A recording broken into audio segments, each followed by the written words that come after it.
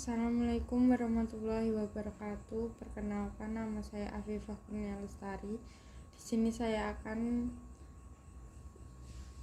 menjelaskan tugas 5, yaitu perbandingan decision tree classifier, Gini race, dan Gaussian. Yang pertama, kita masukkan library-nya: Pandas SPD, NumPy SNP, Seaborn SSNS, Sklearn dataset, load data iris, matplotlib, import pyplot, Sklearn metric, import akurasi score dan mean square error. Kemudian kita baca datanya dari Excel, yaitu df pd read Excel book 3. Di sini kita lihat infonya 150 entry dengan 6 kolom. Kemudian di sini ada missing value. Untuk missing value kita gunakan sintak ini untuk mengisi missing value-nya, yaitu data frame kolom filena df. Kita gantikan kolomnya dengan nilai min. Kemudian kita lihat di box plot untuk melihat persebaran datanya.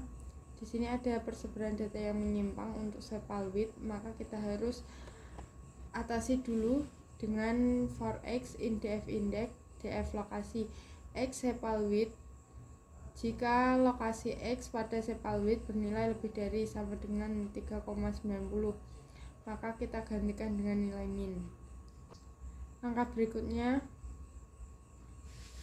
kita masukkan library yang dibutuhkan lagi: Sklearn dataset, import load iris, Sklearn model selection, import train test split, Sklearn tree, import decision tree classifier, Sklearn metric, import mean square error. Kemudian kita ubah nilai pada kolom spesies. Kita tentukan targetnya, yaitu iris setosa 0, iris virginica 1, dan iris versicolor 2.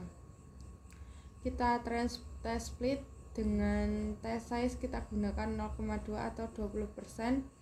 Kemudian kita sebelum itu tentukan nilai x, yaitu nilai data frame drop spesies x1. Ini maksudnya nilai x yaitu pada data frame kecuali spesies x1 ini digunakan untuk kolom. Jika x 0 itu untuk baris. Kemudian nilai y yaitu df spesies. Algoritmanya kita gunakan decision tree classifier untuk mengukur seberapa dekat prediksi model dengan nilai target. Kita gunakan mean square error y-test data predict dengan di sini MSEDT 0,0. Di sini semakin kecil angkanya semakin akurat. Kemudian kita lihat hasil prediksinya dengan YPRED data predict X test. Akurasi sama dengan akurasi skor, CM sama dengan confusion metric Y-test, YPRED, CR atau classification report Y-test, YPRED dengan hasil akurasi 1.0 atau di sini hasil akurasinya bernilai 100%. Dengan confusion metric 8, 0 dan 11. Dengan dilihat di sini classification reportnya presisi, recall dan F1 skornya 1.00, semua berarti 100%. Di sini berarti model decision tree classifier di sini bisa mengklasifikasikan data testing dengan benar. Kemudian kita masuk dengan menggunakan Gaussian naive Bayes. Algoritmanya kita masukkan from Sklearn naive Bayes, import Gaussian NB. NB sama dengan Gaussian NB fit X train, Y train. Di sini X dan Y sama seperti waktu data yang sebelumnya dengan decision tree classifier dengan test size-nya 0,2 atau 20% dan random state 5. Di sini NB predik, F bias prediksi, X test menghasilkan array seperti ini 2, 1, 1, 0 dan seterusnya.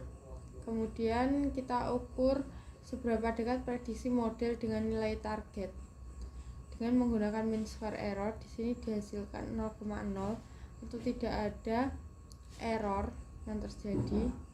Kemudian hasil prediksi kita lihat hasil akurasinya, confusion metric dan classification report dengan hasil akurasi 1.0. Di sini 1.0 berarti hasil akurasinya 100%, confusion metric 8, 0 dan 11 dengan presisi recall dan F1 skornya 1.0. Di sini berarti menandakan Gaussian atau naive Bayes Gaussian ini dia bisa mengklasifikasikan data testing dengan benar. Kemudian kita masuk ke KNN atau Key Neighbor. Kita masukkan yang pertama dari X dan Y kita gunakan sama seperti metode yang sebelumnya dengan test size juga random state yang sama. Kita masuk ke KNN. From scalar neighbor import KN neighbor classifier.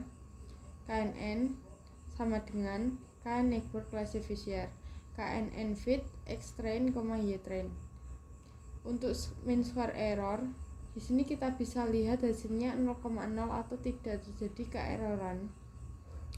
Kemudian kita lihat hasil prediksi Y-pred sama dengan NB predik X test. Untuk mencocokkan prediksi dengan label asli kunci, kita lihat akurasi skor, confusion metric dan classification reportnya. Di sini hasil akurasi 1.0 berarti akurasinya 100% dengan confusion metricnya 8, 0 dan 11. Kemudian classification reportnya pada presisi recall dan F1 juga bernilai 1.0 atau 100%. Di sini berarti Key Neighbor classifier ini juga dapat memetakan, mengklasifikasikan data testing dengan benar. Jika dilihat dari ketiga metode yang kita gunakan di sini dengan test size 0,2 dengan random state 5, di sini bisa memprediksi dengan akurasi 100%. Kemudian bisa kita coba ganti saja untuk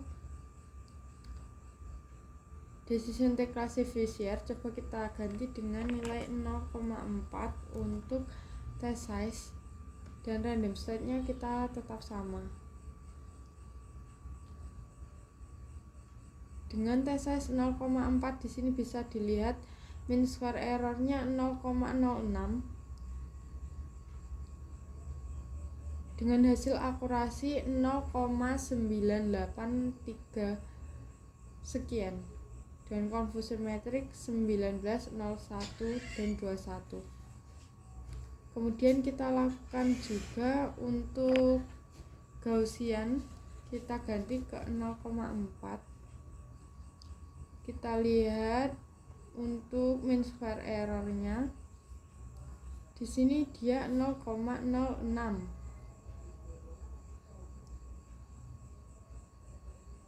Sama dengan decision tree classifier.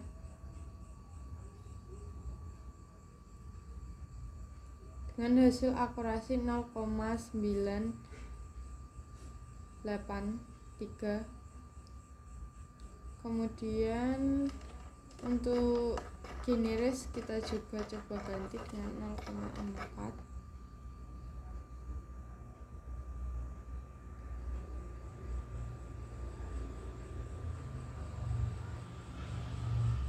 Key Neighbor di sini dengan mean square error 0,6 dengan hasil akurasi 0,83. Jadi di sini bisa kita simpulkan dengan test size 0,2 itu bisa mengukur atau memprediksi dengan hasil akurasi 1.0 atau 100%. Mungkin sekian dari penjelasan saya, ada kurang lebihnya saya mohon maaf. Wassalamualaikum warahmatullahi wabarakatuh.